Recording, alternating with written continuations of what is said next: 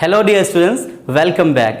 आज आपको पता है जैसा कि मैं चैप्टर 2 पढ़ा रहा हूँ बिजनेस स्टडीज़ का, और इस चैप्टर 2 में हम लोग टॉपिक शुरू कर चुके हैं, इंट्रोडक्शन पढ़ चुके हैं और आज हम शुरू कर चुके हैं हेनरी फेयोल के प्रिंसिपल को पढ़ना। ठीक है, तो आज हम फेयोल ने जो 14 प्रिंसिपल्स दिए हैं इनके बारे में पूरी जानकारी विद एक्सप्लेनेशन लेंगे। इनके प्रिंसिपल्स में क्या चीज़ें हैं इनको पूरा पढ़ेंगे। तो सबसे पहले मैं आपसे ये कहना चाहूँगा, अगर आप पहली बार वीडियो देख रहे हैं तो आप चैनल को सब्सक्राइब कर लीजिए और साथ ही साथ बेल आइकन को भी प्रेस कर लीजिए ताकि आपको नोटिफिकेशन मिलता रहे इसी तरह का वीडियो पाने के लिए। ये बहुत इंपॉर्टेंट टॉपिक होगा।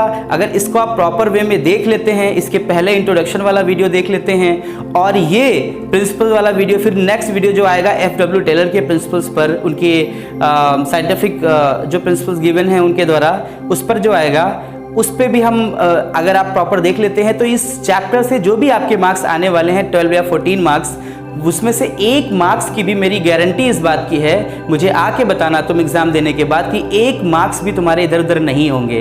तो ज़रूरत यह है कि प्रॉपर वे में देखा जाए। फिर केस स्टडी की जो क्लास होती है वो भी आप देखिए। तो सबसे पहले बात करेंगे, सबसे पहले जान लेते हैं कि फेयोल के बारे में कुछ जान लेते हैं कि फेयोल कौन थे, कैसे थे। आइए सबसे पहले बताते हैं कि फेयोल थे कौन। बात करें अगर फेयोल की डियर स्टूडेंट्स, तो फेयोल जो है वो एक फ्रेंच मैनेजमेंट के थ्योरिस्ट थे, जिसको कि ये जो संबंध रखते हैं, इनका रिलेशन है वो क्लासिकल मैनेजमेंट थ्योरी से है।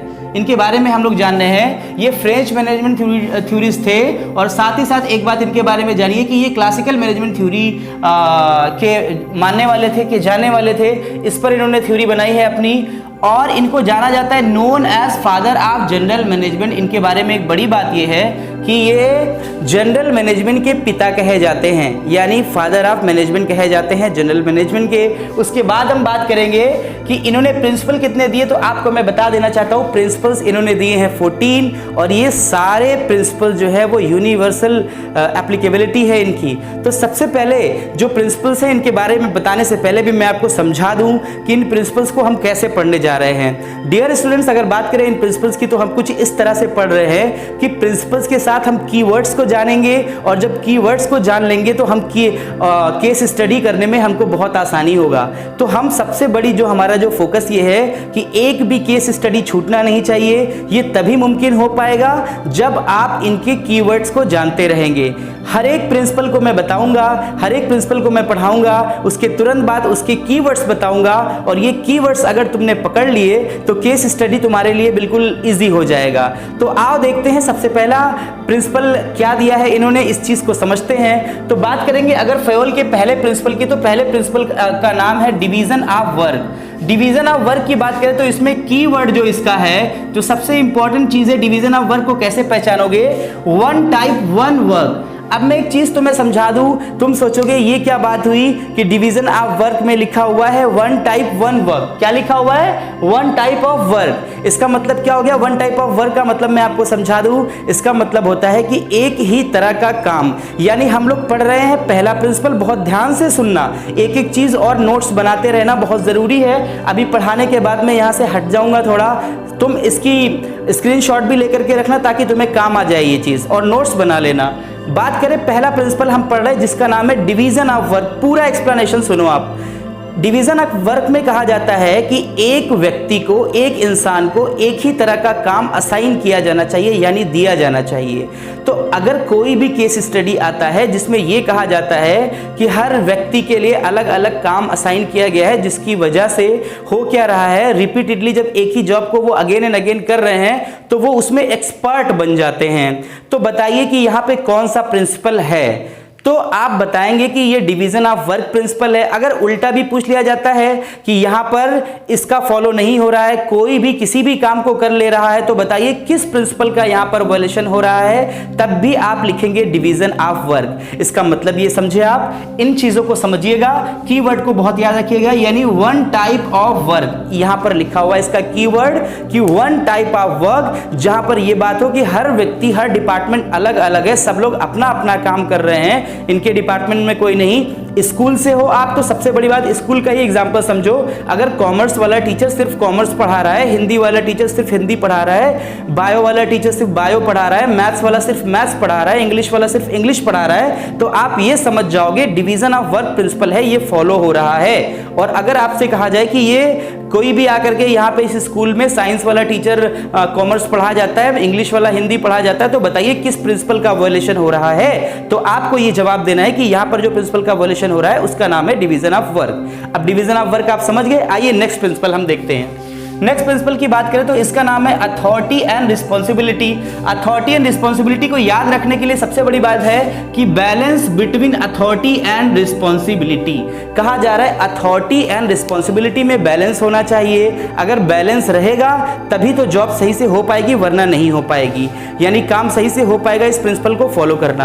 आप एक चीज को समझो, मैंने आपसे कहा, मैं स्कूल में भी अक्सर इन चीजों का एग्जाम्पल देता हूं, मैंने आपसे कहा, आपको एक मैंने दे दी रिस्पॉन्सिबिलिटी, ठीक है, मैंने कहा कि आपको 90% प्लस मार्क्स बोर्ड एग्जाम में लाने हैं बिजनेस स्टडीज में। आपने कहा सर आ जाएंगे, कोई बात नहीं, हम लोगों ने पढ़ा हुआ है, आपने पढ़ा है, हमने पढ़ा है, आ जाएंगे। फिर मैंने आपसे कहा कि ऐसा है, ठीक है, जा रहे हो एग्जाम देने? आपने कहा हाँ बिल्कुल हम जा रहे हैं। तो हमने कहा ठीक है, मुझे पेन और स्केल वगैरह जो है वो मेरे पास सबमिट कर दो। आपने बोला सर आपने रिस्पॉन्सिबिलिटी दे दी, अथॉरिटी नहीं दी। मैंने कहा नहीं, बिल्कुल नहीं, आपको रिस्पॉन्सिबिलिटी है, आपको लाना है 90% प्लस मार्क्स, लेकिन आपको जो आपके जो वहाँ पे टूल्स हैं जो यूज़ करने हैं, पेन स्केल वगैरह, इसको मैं नहीं दूंगा। तो क्या आप अपने जॉब को पूरा कर पाओगे? Not at all. मतलब क्या समझ में आया कि अथॉरिटी और रिस्पॉन्सिबिलिटी का मैच होना चाहिए।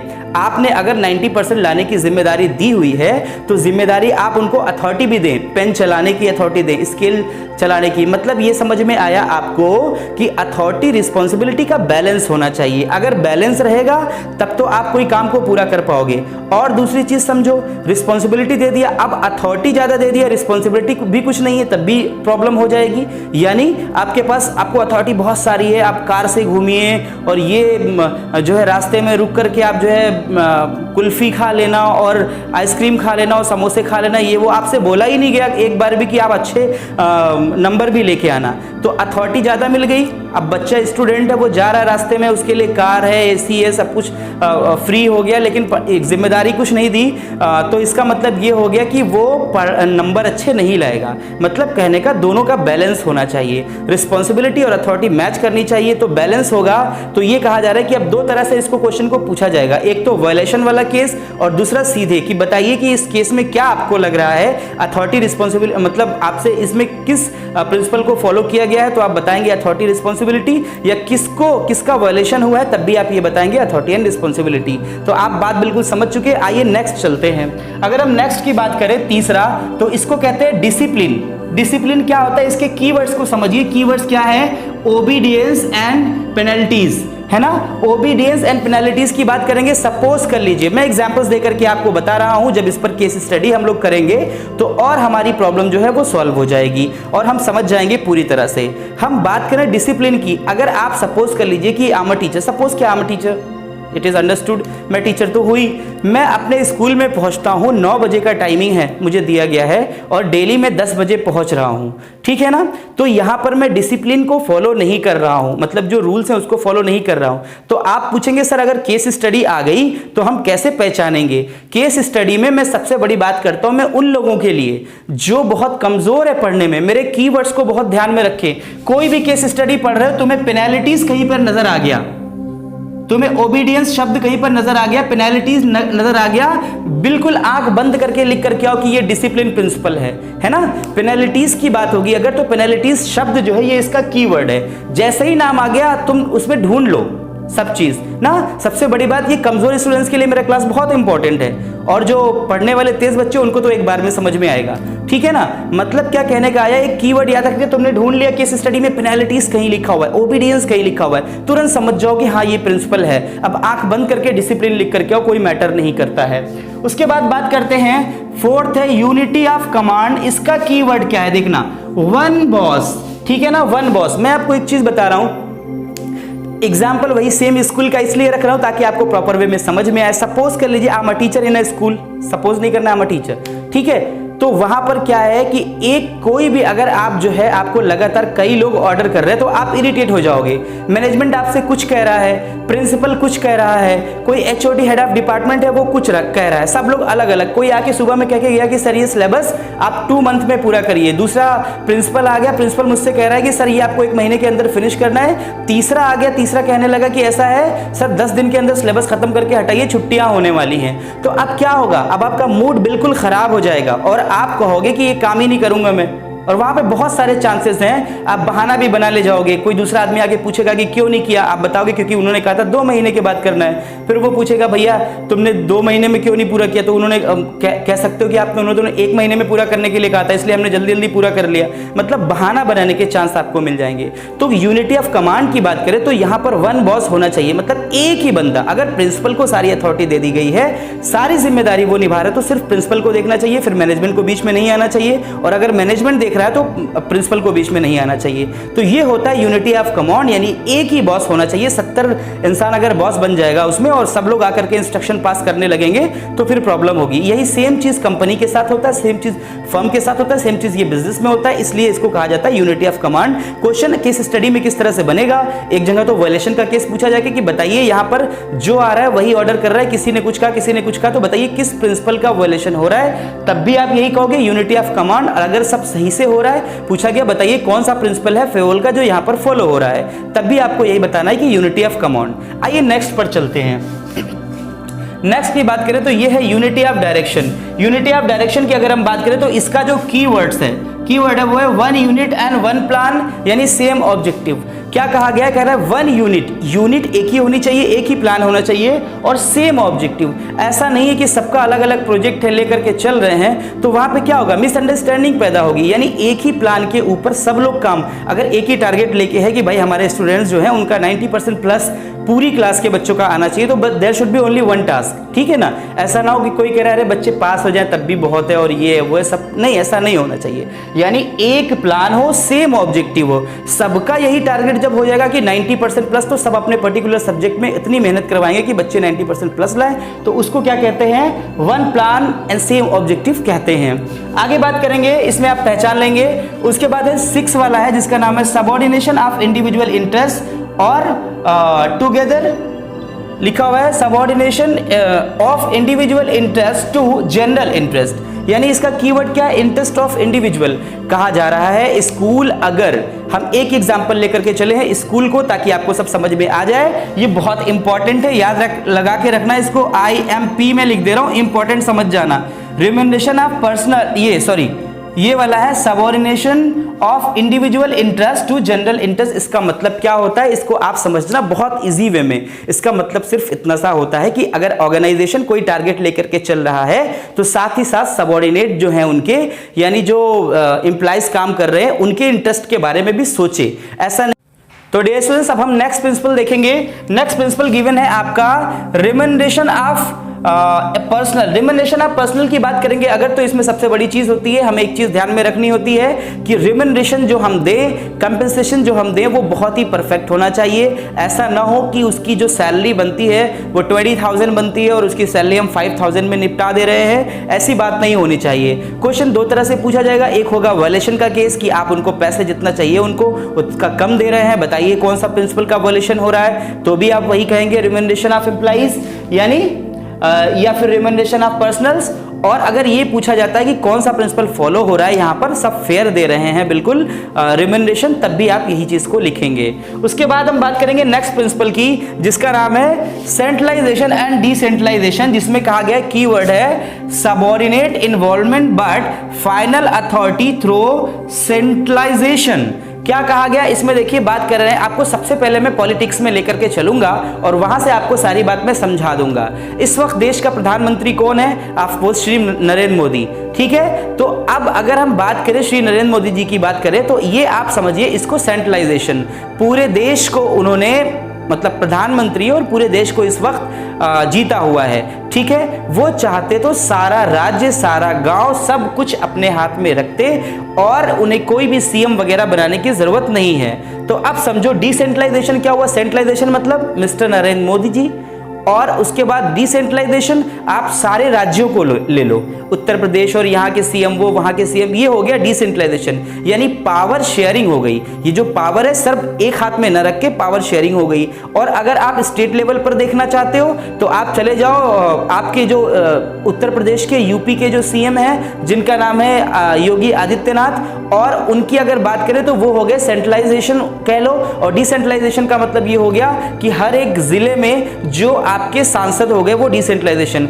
उससे भी नीचे आ जाओ, जिले को अब लेकर के चल रहे हो, जैसे आपका डिस्ट्रिक्ट जो हो गया उसको लेकर के चल रहे हो, उसके बाद अब तहसील में आ जाओ, उसको डिसेंट्रलाइजेशन बोलेंगे।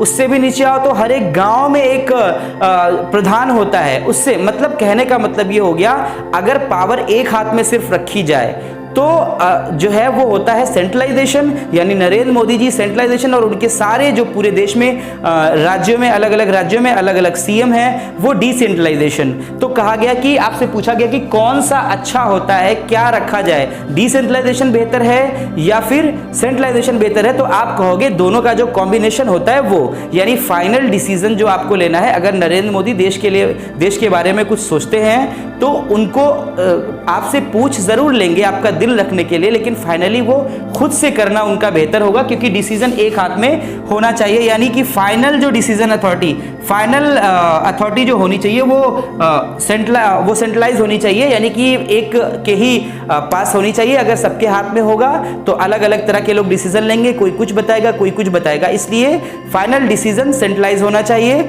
और अगर सही से देखा जाए तो दोनों का कॉम्बिनेशन प्रॉपर होना चाहिए, यानी दोनों से मशवरा करके, दोनों से सलाह लेकर के ही काम करना चाहिए। तो ये था सेंट्रलाइजेशन और डिसेंट्रलाइजेशन।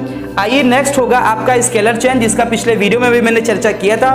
कीवर्ड क्या होगा, टॉप टू बॉटम होगा, चेन होगा। इसमें मैंने एग्जांपल आपको बताया था, पूरा ऐसा ही प्रिंसिपल पढ़ लो, कोई दिक्कत की बात नहीं है, कीवर्ड्स याद रखना। मैंने कहा था कोई इंफॉर्मेशन पहुंचनी है तो एक चेन बन जाएगा, यानी प्रिंसिपल की कोई बात अगर है तो वो डायरेक्टली नहीं किसी बच्चे तक पहुंचेगी, मतलब कई सारे मीडियम्स होंगे, और अगर एक बच्चा, एक स्टूडेंट भी कुछ कहना चाहता है अपने प्रिंसिपल से तो वो डायरेक्टली नहीं कहेगा। इसका मतलब क्या हुआ, एक चैन बनी है, नीचे से ऊपर तक आ रहे हैं, पहले स्टूडेंट, फिर उसके बाद टीचर, फिर हेड ऑफ डिपार्टमेंट, उसके बाद vice principal, then principal. Principal कुछ कहना चाहता है बच्चे के लिए तो प्रिंसिपल, देन मतलब टॉप टू बॉटम एकदम एज इट इज जो मैंने बताया वो। तो एक चैन से मिलकर के काम होगी। लेकिन इसमें भी एक चीज हम बता दें जिसको कहते हैं गैंग प्लैंग, जिसमें मैंने बताया था कोई सीरियस केस हो गया तो आप डायरेक्टली प्रिंसिपल से जाके मिल सकते हो, और इसीलिए कहा जाता है प्रिंसिपल जो होते हैं दीज आर फ्लेक्सिबल।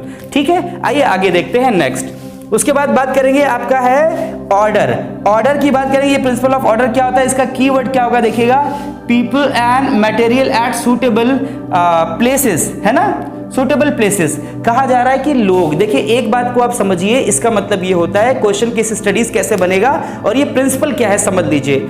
इसमें ये पूछा जाएगा केस स्टडी के माध्यम से, समझिए कि एक ऑर्गेनाइजेशन है जहां पर प्रॉपर वे में प्रिंसिपल का, या प्रिंसिपली मैं बार बार टीचर हूं तो मुझे बार बार स्कूल ही याद आ रहा है, एक ऑर्गेनाइजेशन है जहां पर जो मैनेजर्स है उनका ऑफिस प्रॉपर वे में है, जो चीजें हैं जहां पर है वहीं सही से रखी हैं, और हर चीज सुटेबल प्लेस पर है जिससे वक्त बर्बाद नहीं होता।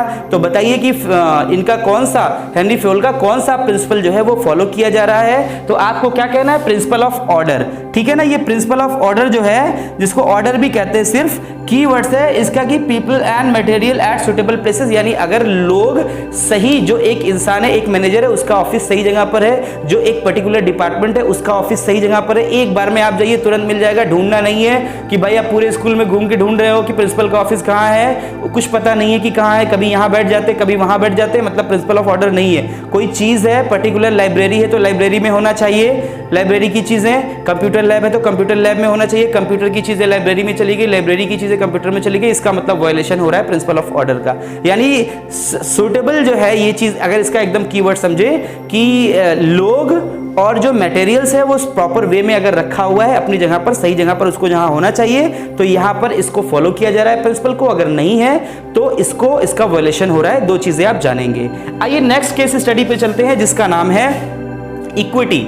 इक्विटी की बात करेंगे तो इक्विटी का कीवर्ड क्या है, फेयरनेस, है ना, फेयरनेस एंड जस्टिस। देखिए इसमें क्या होता है कि कभी कभी होता है कि आप स्कूल में ही एग्जांपल ले लीजिए, आपको समझ में आएगा। स्कूल में जो सर पढ़ाते हैं आपके और जो मैडम पढ़ाती है उनकी सैलरी में फर्क हो जाता है, जबकि एज इट इज, मैं सारे स्कूल्स की बात नहीं कर रहा हूं, कुछ स्कूल्स ऐसे होते हैं जहां पर जिसको कहते हैं बिकॉज ऑफ जेंडर, ठीक है ना, और बहुत सारे ऐसे ऑर्गेनाइजेशन है, बिल्कुल ये साफ बात है, क्लियर कट, इसमें ऑड लगने वाली कोई बात नहीं है कि फीमेल की सैलरी जो है वो मैक्सिमम ये होता है कि जो जेंट्स होते हैं उनसे कम होती है। तो ये कहा जा रहा है कि अगर सेम वर्क फीमेल कर रही है तो सैलरी आपको कम नहीं देना है एट एनी कॉस्ट, अगर एज इट इज वही वर्क कर रही है। तो कहा जा रहा है कि यहां पर फेयरनेस होना चाहिए। इक्विटी का मतलब सबको समानता का अधिकार मिलना चाहिए और जस्टिस यानी न्याय होना चाहिए। सबके साथ ऐसा नहीं हो कि आप किसी के साथ ऐसा करें बिकॉज ऑफ हर जेंडर की उसको जो है आप सैलरी कम दे रहे हैं, रेम्यूनरेशन कम दे रहे हैं और उसके साथ अनजस्टिस कर रहे हैं। प्रमोशन उसका भी होना चाहिए, आप उसको प्रमोट नहीं कर रहे हैं। मतलब जहां भी समानता की बात आए तो समानता अगर प्रॉपर वे में रखी जा रही है, इक्विटी है, तो आप कहेंगे यहां पर इनका प्रिंसिपल जो है वो फॉलो हो रहा है। अगर कहेंगे नहीं है तो आप कहेंगे कि वायलेशन हो रहा है। आइए देखते हैं, क्वेश्चन दो ही तरह से बनता है। फिर कहा जा रहा है अगला प्रिंसिपल जो होगा जिसका नाम है स्टेबिलिटी ऑफ टेनर, यानी इसके कीवर्ड क्या है देख लीजिएगा।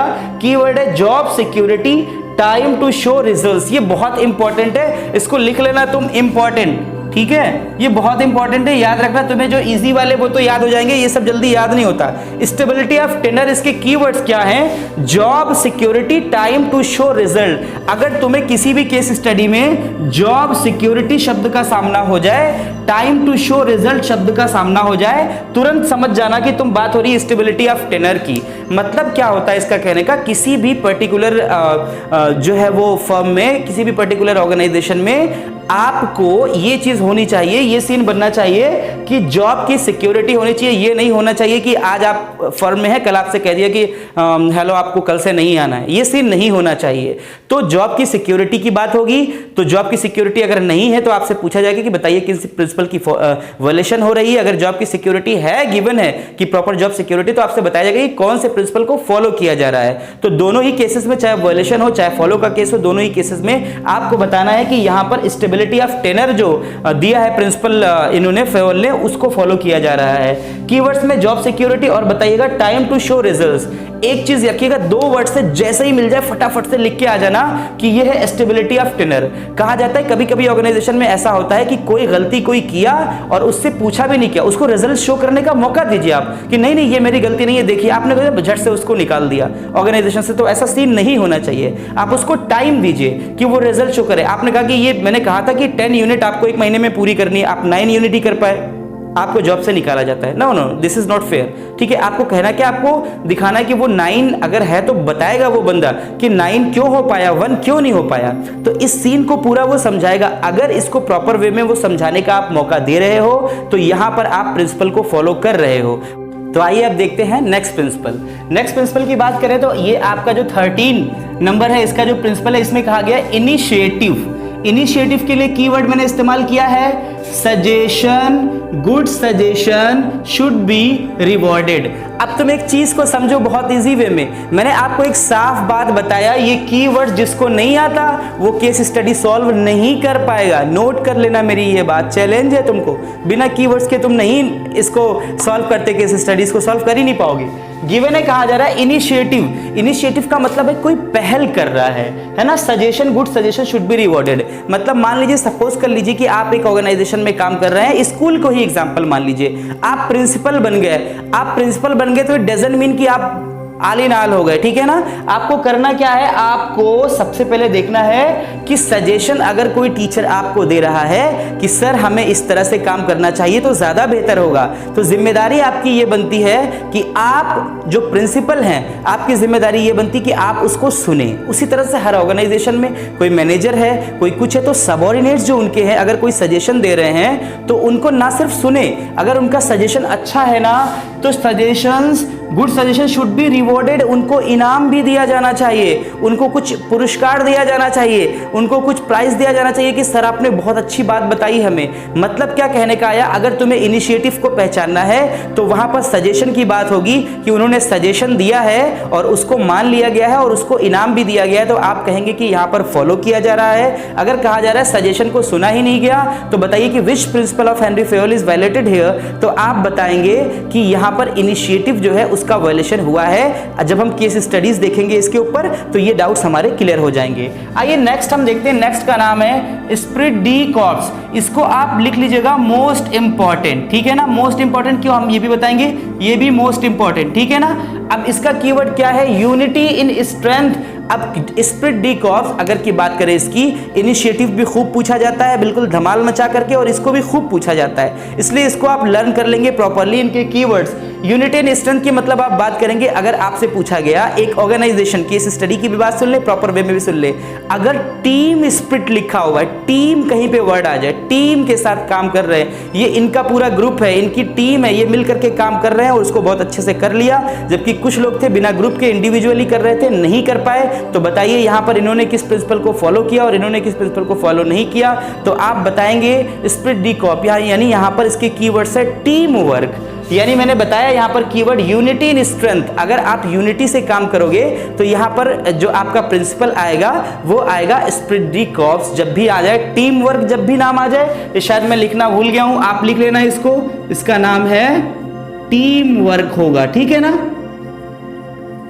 दो कीवर्ड लिख लेना इसके, तो तुम एक बार में तुम्हें समझ में आ जाएगी कि किस प्रिंसिपल की बात हो रही है। अब इतने सारे प्रिंसिपल यानी 14 प्रिंसिपल तुम्हें समझाने के बाद अगर केस स्टडी ना हो तो ये जस्टिस नहीं होगा। आओ एक केस स्टडी देखते हैं, और मैं ये मौका आपको दूंगा कि आप मुझे, चूंकि इस दौरान में एक कम से कम 5 सेकंड 10 सेकंड के लिए रुकूंगा और आपसे मैं पूछ रहा हूं, आप मुझे उसके पहले ही कमेंट सेक्शन में बता देना कि सर इसमें ये प्रिंसिपल है, तब मैं मानूंगा कि हाँ तुमने वाकई पढ़ा है। तो देखेंगे इस केस स्टडी में क्या गिवन है। सबसे पहले इसमें लिखा हुआ है कि Anmol the sales manager of PQR limited. याद रखना एक स्टोरी की तरह तुम्हें समझना है, अगर स्टोरी की तरह समझोगे तभी केस स्टडी सॉल्व होगा, वरना नहीं कर पाओगे।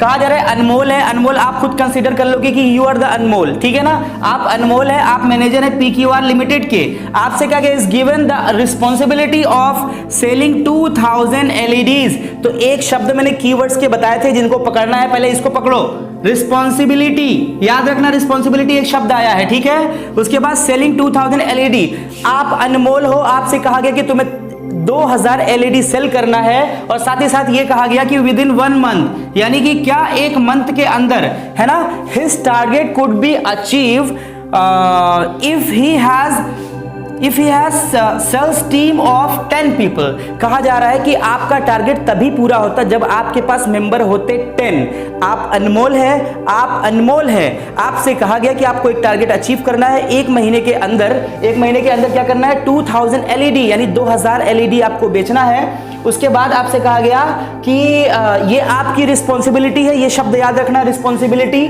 10 people presently only 8 persons are working under him, यानी अभी तुम्हारे अंडर में सिर्फ 8 लोग काम करते हैं। He was not allowed more persons by his superiors, और आपको अलाउ नहीं हो रहे मोर पर्सन्स। आपसे कहा गया कि भैया आप और जो है अलाउ नहीं कर सकते, और लोगों को जो है वो ला नहीं सकते आप। किस चीज के लिए, काम करने के लिए 8 लोग, है ना। उसके बाद लिखा हुआ है एज अ रिजल्ट, देखो इसमें लिखा था कि 10 पीपल की जरूरत थी, 10 लोगों की जरूरत थी। कह रहे कि he has a sales team of 10 people, presently only 8, यानी 10 लोगों की जरूरत थी, 8 लोग ही काम कर रहे थे। आपको इजाजत नहीं मिली, आपको अथॉरिटी नहीं मिली, और आसानी कर दूं, है ना, कि आप जो है वो 2 लोगों को और ला सके, तो कह रहे हैं not allowed more person by the superior. Superior ने कहा नहीं, और लोगों को नहीं लाना है। As a result, he fails to meet the target, और परिणाम ये हुआ कि वो टारगेट पूरा नहीं कर पाया। तो बताइए which principle is being violated here। आपके पास समय है 1 मिनट के अंदर मुझे कमेंट करके बताओ, तो मैं समझूंगा तुमने पहले से कर लिया, मैं कमेंट्स देख रहा हूं, ठीक है।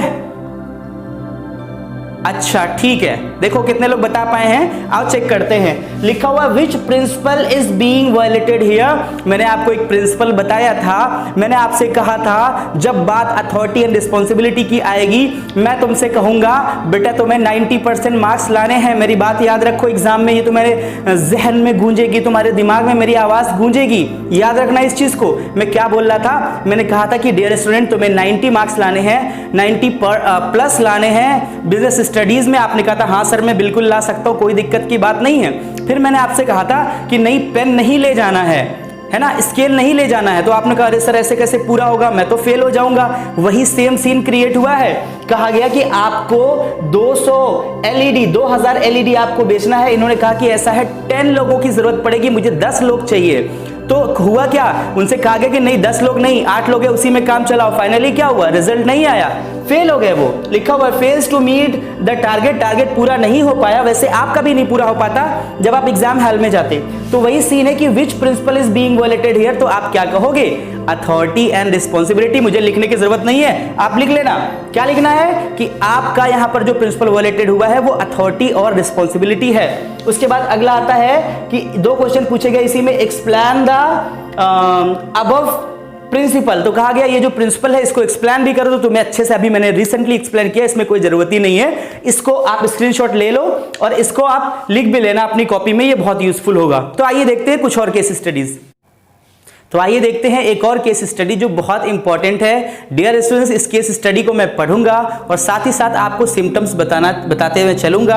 आपको मुझे कमेंट सेक्शन में बताते जाना है, चलते जाना है। मैं बोलूं सिम्टम्स बताऊं उसके पहले ही आपको सिम्टम्स बताते साथ ही आपको लिख देना है कि ये प्रिंसिपल है। एक बात और मैं आपको बता दूं, यहाँ 1 से ज्यादा प्रिंसिपल इस केस स्टडी में है। तो केस स्टडी का पहले आप स्क्रीनशॉट ले लोगे ताकि आप अपनी फेयर नोट्स में लिख सको, बहुत इंपॉर्टेंट है। और उसके बाद में आपसे बात शुरू करूंगा।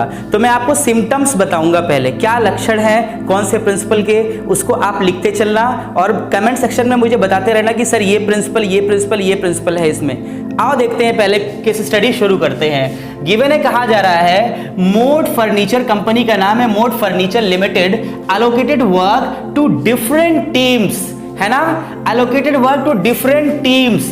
अब मैं सिम्टम्स बता रहा हूं, टीम्स मैंने तुम्हें कहां बताया था, याद रखना।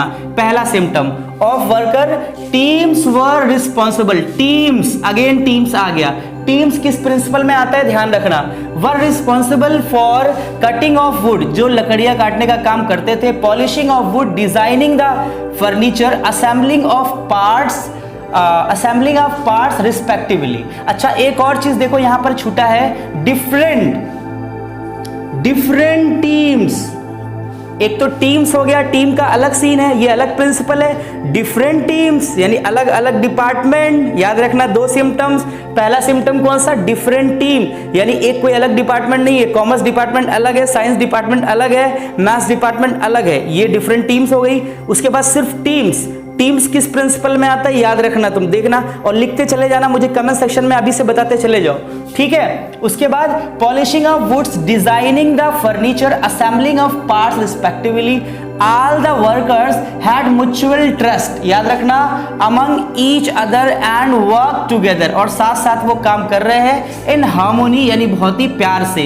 They keep their tools and implements in tool boxes, याद रखना। देखो वो प्रॉपर जगह पर, यानी ये जो अपने टूल्स वगैरह हैं वो अपने प्रॉपर प्लेस पर वो रखते चले जा रहे हैं। तो मुझे प्रिंसिपल तुमसे पूछना है, मुझे प्रिंसिपल आप बताओगे किस प्रिंसिपल की बात हो रही है, बहुत ध्यान से। आप एक चीज आप समझना कि यहां पर ये कहा गया है कि जो टूल्स जिसके हैं उसको प्रॉपर वे में वो रख रहे हैं। आप मुझे कमेंट सेक्शन में बताना कि प्रॉपर वे में टूल्स वगैरह कहां पर रखा जाता था, किस प्रिंसिपल में, ठीक है। In tool boxes they followed certain rules, rules को फॉलो कर रहे हैं, रूल्स को फॉलो कर रहे हैं, देखना, दे followed certain rules while working, जब वो काम करते हैं रूल्स बनते हैं तो उनको फॉलो करते हैं, यानी ओबीडियंस क्या है, आज्ञा का पालन कर रहे हैं। तीसरा सिम्टम मैंने बता दिया किस प्रिंसिपल का है, आपको याद रखना है, ठीक है। लाइक नो स्मोकिंग, कहा गया अगर नो स्मोकिंग की बात लिखी हुई है, कब, while working, no leave without permission and no use of cell phone, कहा जा रहा है कब? During working hours. इसका मतलब ये हो गया वो सारी आज्ञा का पालन कर रहे हैं, बिल्कुल ओबीडियंस है। किस प्रिंसिपल में ओबीडियंस की बात किया था मैंने, वो आपको बताना है और आप कमेंट सेक्शन में मुझे फटाफट से बताओ कि कौन सा प्रिंसिपल इसमें। अभी इतने सिम्टम, 3-4 सिम्टम्स मैंने बताए प्रिंसिपल्स के। उसके बाद गिवन है करेगी विदाउट परमिशन वो नहीं जाते हैं, कोई लीव नहीं लेते। उसके बाद they were paid fair wages, they were paid fair wages. चौथा सिम्टम मैंने बता दिया इस प्रिंसिपल का, आप देखना पेड फेयर वेजेस। कौन से प्रिंसिपल में ये कहा गया है कि उनको फेयर वेजेस मिल रहा है। और इसके बाद for their work which were within the paying capacity of company कहा गया। ये सारा केस स्टडी हम लोग सॉल्व कर चुके हैं। 4 से 5 सिम्टम्स मैंने बताए हैं, अब तुम्हें पहचानना था। अब तुमने कमेंट सेक्शन में क्या लिखा है और मैं तुम्हें एग्जैक्टली क्या बता रहा हूं, उससे अब मैच करो इसको, तुम कितना सही हो। Identify any 3 principles of management being followed in this organisation and state their advantage. Advantage वगैरह की बात हम लोग कर चुके हैं, सिर्फ प्रिंसिपल पहचान के बताता हूं मैं आपको, आप अपना मैच कराओ फटाफट से। अगर मैं बात करूं डिफरेंट की, डिफरेंट मतलब टीम्स बनी है, उसका मतलब होगा डिफरेंट डिपार्टमेंट्स बना है। कॉमर्स डिपार्टमेंट अलग है, साइंस डिपार्टमेंट अलग है, बायोलॉजी अलग है, साइंस में ही आता है वो तो, मैथ्स का अलग है, हिंदी विभाग अलग है। इसका मतलब ये हो गया कि मैं बात कर रहा हूं डिवीजन ऑफ वर्क की। फटाफट बिल्कुल आंख बंद करके लिखोगे डिवीजन ऑफ वर्क, पहला तुम्हें मिल गया। दूसरे में जैसे ही बात आई टीम्स की, मैंने टीम के लिए कहा था कि मिलजुल करके जहां पे टीम्स में काम करते हैं वो होता है स्प्रिट डी कॉर्प्स, यानी दूसरा कौन सा आ गया प्रिंसिपल? स्प्रिट डी कॉर्प्स आ गया। उसके बाद मैं बात करूंगा, ये आप म्यूचुअल ट्रस्ट टीम्स की बात हो गई। उसके बाद आप देखिए इंप्लीमेंट्स इन टूल बॉक्सेस, यानी ये सब चीजें प्रॉपरली आप रख रहे हैं और क्या कर रहे हैं आप देखिए रूल्स को फॉलो कर रहे हैं, रूल्स को फॉलो कर रहे हैं व्हाइल वर्किंग। जब आप रूल्स को फॉलो करते हैं तो एक प्रिंसिपल आता है जिसका नाम होता है डिसिप्लिन। मैंने कहा था अगर पेनल्टीज की बात हो जाए और ओबीडियंसी की बात हो जाए, यानी ओबीडियंस है, आप बहुत आज्ञा के पालन करने वाले हैं, तो इसका मतलब होता है डिसिप्लिन। यानी 3 प्रिंसिपल देखिए, पहला सिम्टम हमने पहचाना वो था डिवीजन ऑफ वर्क, दूसरा स्प्रिट डी कॉर्प्स, तीसरा हमने देखा डिसिप्लिन, और चौथा सिम्टम मैंने यहां बताया था फेयर वेजेस। अब याद करो फेयर वेजेस में मैंने क्या कहा था? Remuneration to employees. मैंने क्या बताया था? यानी जो एम्प्लॉइज का जो रिम्यूनरेशन होगा वो बिल्कुल सही होगा। तो डियर स्टूडेंट ये 4 सिम्टम्स थे, आपको चारों लिख लेने हैं। मैंने यहां पर स्पेस कम होने की वजह से लिखा नहीं है, आप चारों लिख लीजिए। पहला डिवीजन ऑफ वर्क, दूसरा आपको मिला स्प्रिट डी कॉर्प्स, और तीसरा आपको मिला कौन सा? मैंने अभी बताया है रिम्यूनरेशन, और आपको चौथा एक और मिला, एक और मैंने जो बताया है यहां पर आप देखेंगे प्रॉपर वे में, यानी एंड इंप्लीमेंट्स टूल बॉक्सेस, ये रूल्स को फॉलो कर रहे थे, ये डिसिप्लिन हो गया। यानी अब ये चारों आप अपनी नोट्स में लिख लेंगे विद दिस केस स्टडी, तो ये आपकी मदद करेगा। तो डियर स्टूडेंट आज की क्लास बस इतनी ही। आपको क्लास कैसी लगी ये मुझे कमेंट सेक्शन में जरूर बताना है। मैंने 2 केस स्टडीज बताए हैं जिसमें से कम 5 प्रिंसिपल आपके आए हैं। तो क्या केस स्टडी इतनी एनफ हो गई आपके लिए, या अब भी आपको जरूरत है केस स्टडी के लिए कि स्पेशल वीडियो बनना चाहिए, ये भी आप मुझे कमेंट सेक्शन में बताएंगे। और अगर आप चैनल पर पहले तो आप चैनल को सब्सक्राइब कर लेंगे और साथ ही साथ बेल आइकन को भी प्रेस कर लेंगे ताकि आपको नोटिफिकेशन प्रॉपर वे में मिलता रहे। Thank you very much.